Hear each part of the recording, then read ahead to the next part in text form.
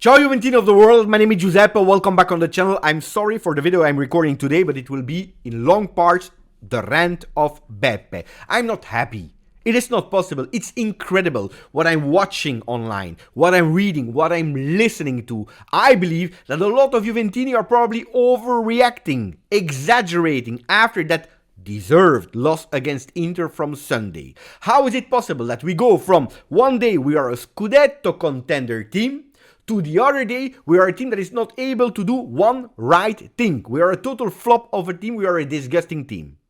How is it possible that we go from Dusan Vlahovic is stronger than Erling Braut Haaland in the month of January, the best striker of the world? Luckily, we didn't sign Lukaku, to the post-missed control of Dusan Vlahovic. He's a total flop. He doesn't deserve to wear the number 9 of Juve. We have to sell him as soon as possible. It's all because of Dusan Vlahovic, because if he scored, we would have won that game.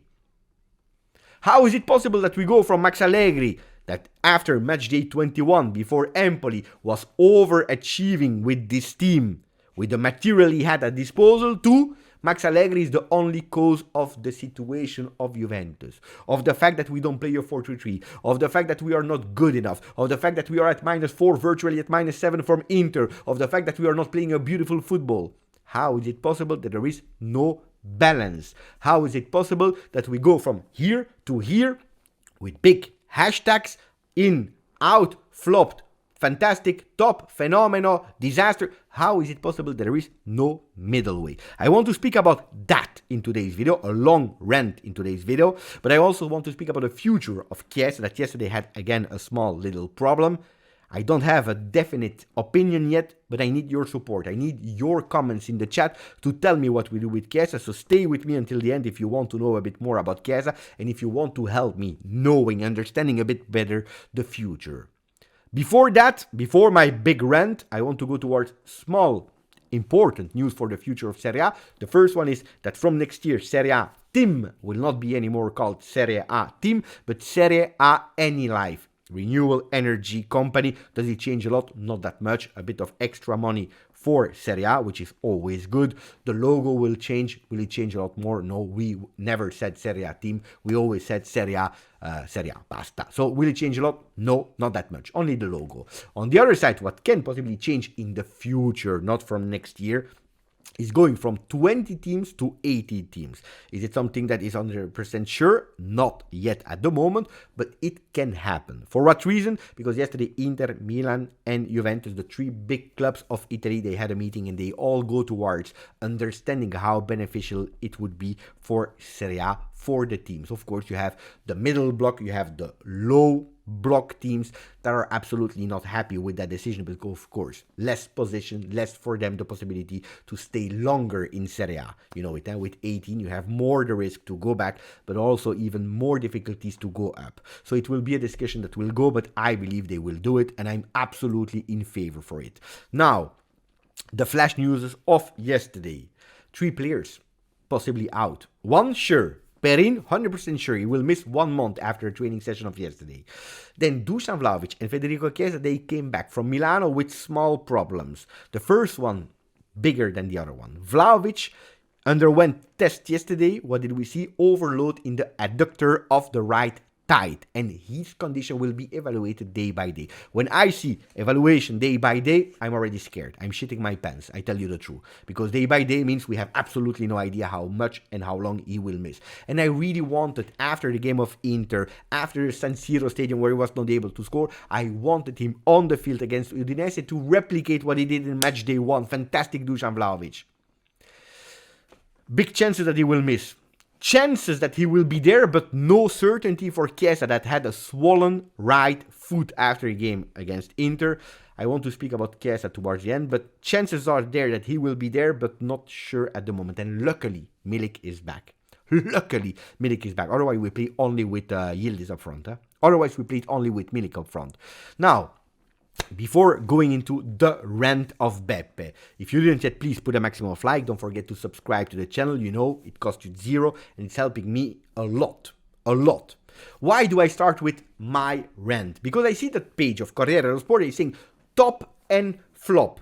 analyzing the individual performances of the players in Inter-Juve, the Derby d'Italia, with Çalhanoğlu leaning towards the green flag, the green color of the flag of Italy, going with the great ones, MVP, and Dusan Vlahovic leaning towards the red color of the flag of Italy, the bad performances in that game. They are actually blaming Dusan that failed the test to increase his leadership. Because he was nervous, we saw it in the beginning of the game, protesting with the referee, not being happy, he missed that control, whatever you want to. Do I have a problem with that page? No. Why? Because they are judging one moment, the game. And on that game you can say he was good or he was bad, whoever player. He did really well or he did really bad. He did better than the game before or not. No problems with that, Okay.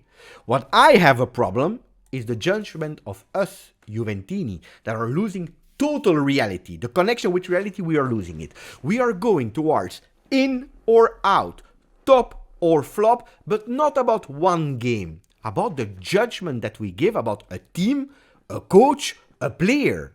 We already spoke about Dusan Vlahovic, but how is it possible? Better than Haaland and the worst player on earth. Because of that misgame. But you know what I think? That there are parts, fractions. One that is pro and one that is against. Whatever, Pro Vlahovic, pro Allegri, pro McKennie, pro whatever. Against Vlahovic, against Allegri, against McKennie, or whatever. And whatever happens in a moment, in a situation, we are taking the same thing and we are bringing it in our philosophy, in our theory. I give you an example. Vlahovic is missing that control and he's not going on target. The against Allegri or the Allegri out people, they will say, who cares? He needed to have more possibilities. It's because of Max Allegri that's not playing offensive football, not serving him enough balls. And that's why you can't judge a player just on one miss. Vlahovic is not at fault. And then you have the exact same episode, the haters of Vlahovic are saying, but it's not because of Allegri if Vlahovic is missing that goal. Because the biggest strikers, the best strikers in the world, they have one attempt and they go and they score. Lautaro Martinez would have scored. Osimhen would have scored. Mbappe would have scored. And Dusan Vlahovic is not able to score. It's one episode and we are going there. And I have no problem that you're taking a bit benefit of what's happening. But you can't go with a total judgment about the situation. Just because he missed a control or not. This is not possible. A bit of balance. Did he do great in the beginning of the season? Absolutely yes. Did he lost himself after match day 5 for a long time? Yes. Did he do a fantastic month of January? Yes. Did he flop the game of Inter? Yes. He's young. He can and he has still potential to grow, to improve, and he will do. He's a Juve player and we will defend him. And if we analyze a single game, we can say he was good, he was bad in this game. But the general judgment should be the same. You can say he is declining, you can say he is increasing, but you can't go day and night. It's impossible. Like Max Allegri, exactly the same. In, out. After 20 games, we go back with the big hashtags. Total population, in the chats, in the comment section, on internet, going on. I heard words like coward, coward guy, coward football. For a guy that a few weeks ago was overachieving and lost only 2 games this season. Yes, painful against Inter. Yes, we didn't play well. But why is it not possible to go with Max Allegri? And as I said yesterday in the video, did wrong choices in that game.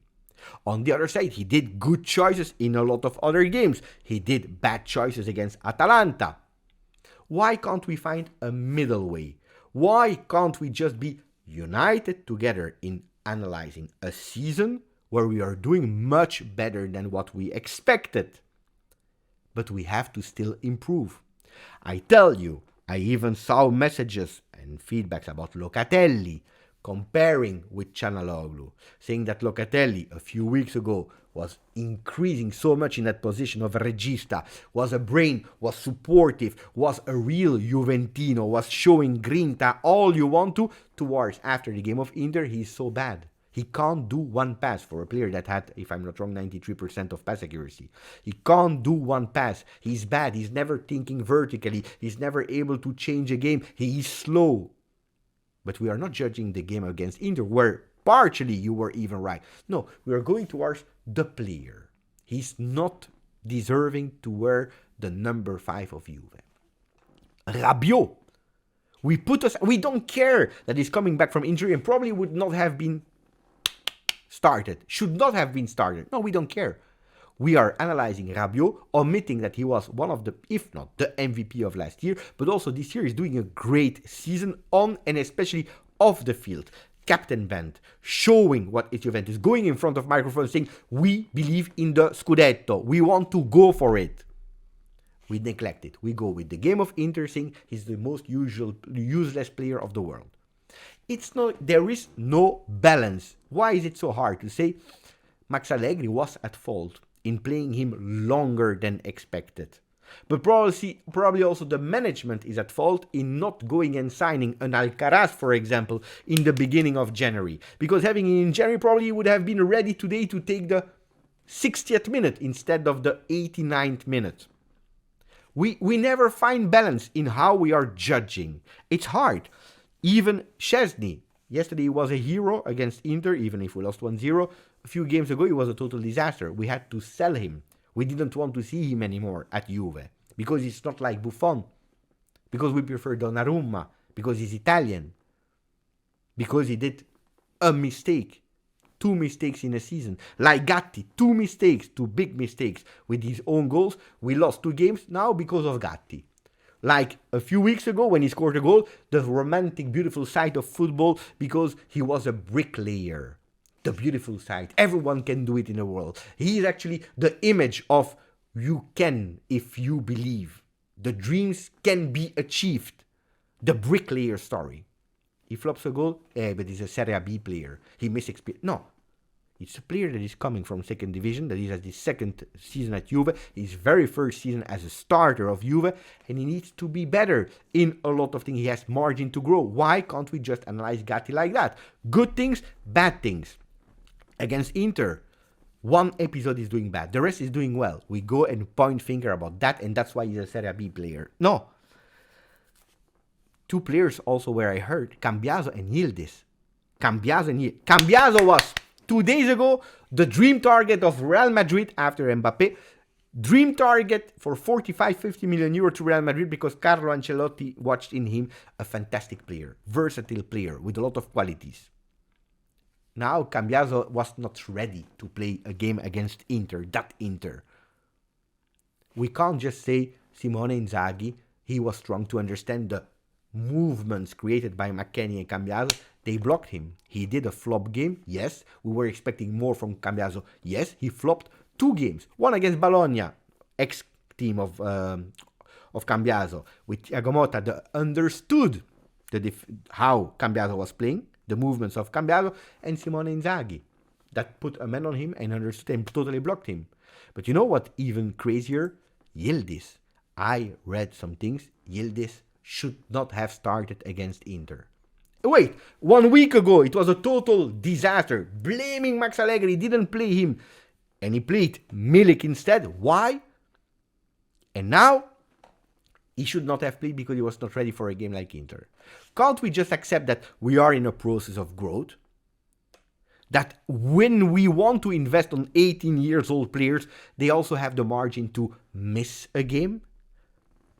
To be there in a stadium of 80,000 people that goes totally nuts and crazy, that you can feel the emotion, that you are blocked with some players like Pavard that did a fantastic game on him, that he had some difficulties also because we didn't play fantastically well, because he had some difficulties to receive ball because he was super low.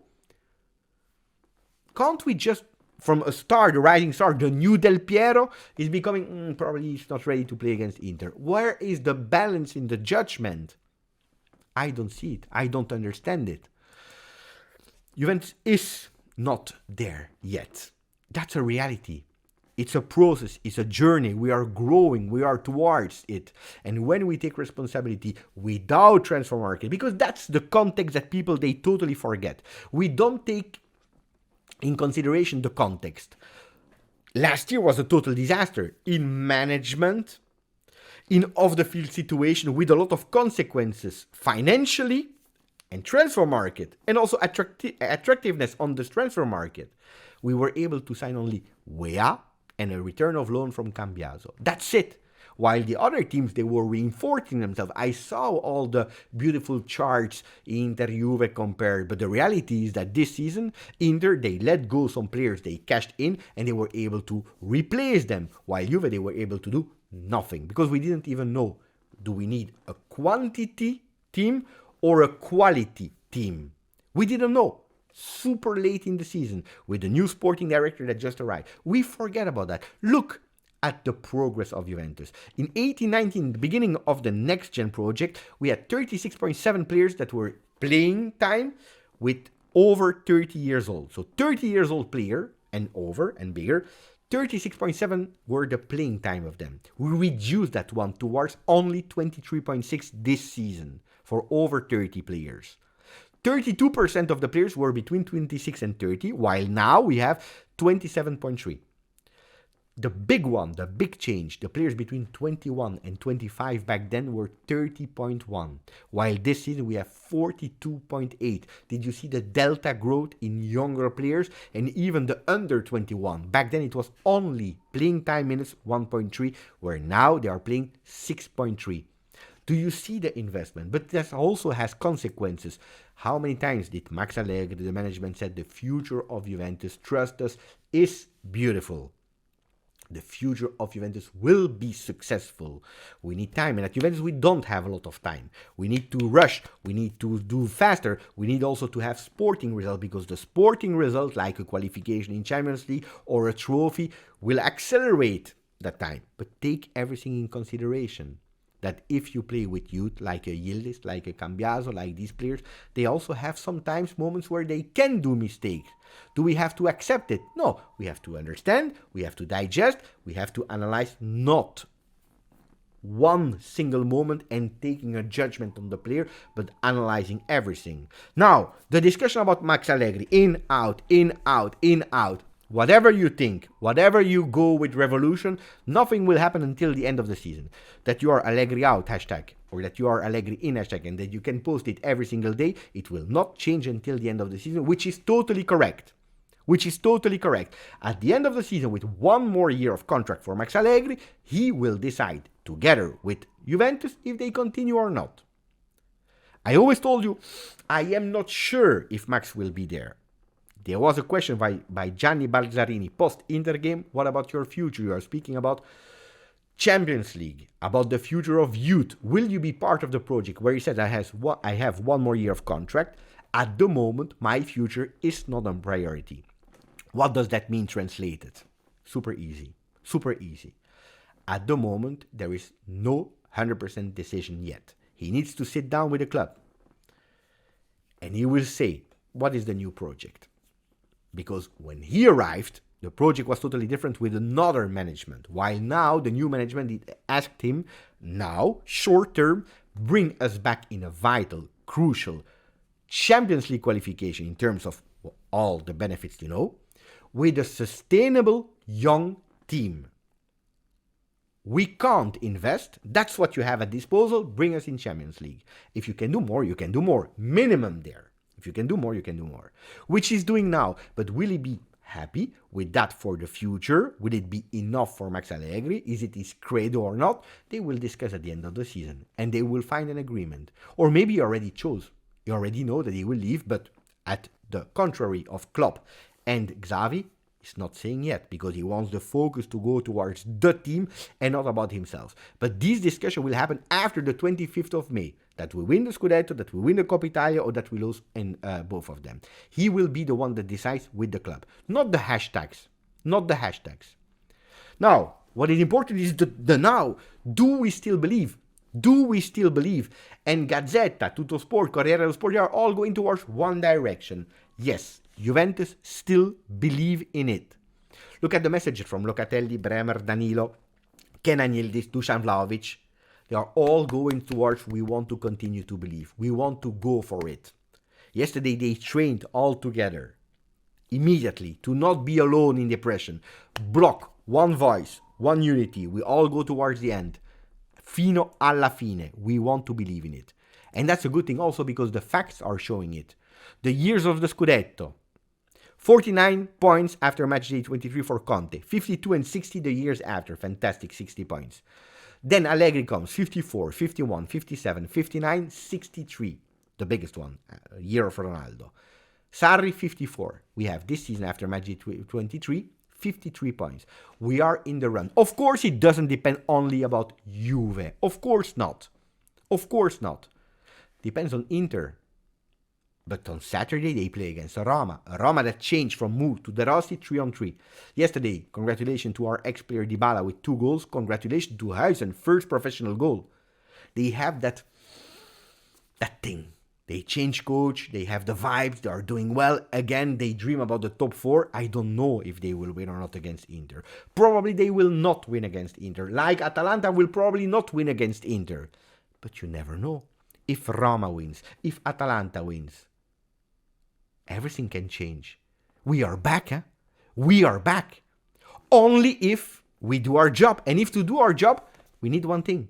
The first thing, the fundamental, to believe in it. Otherwise, it is over. I said it yesterday, huh? The biggest mistake of Juve the biggest mistake that Juve could do would be to stop believing it. To believe that the season is over after the Inter-Juve game. No. And I'm happy for the signs. Now, the last one. It's a long video. I'm sorry for that. Federico Chiesa, swollen right foot. Federico Chiesa is a topic. I'm not saying it's a problem, but it's a topic that can become a problem. For what? For the contract extension. We have a verbal agreement that he will not leave for free. What does that mean? Or we sell him at the end of the season, or he extends. And then you can still or sell him, or you can keep him longer. Two ways. Verbal means nothing in football, but that's at least what we know at the moment. Now, Federico Chiesa, we have to take a decision. And I hope that Juventus is not doing what a lot of Juventini are doing. Judging a moment and being reactionary. They have to take into consideration everything. The athletic and physical condition. The continuity that is missing. The role that Federico Chiesa likes or not likes to play. His motivations to stay or not to stay at Juve.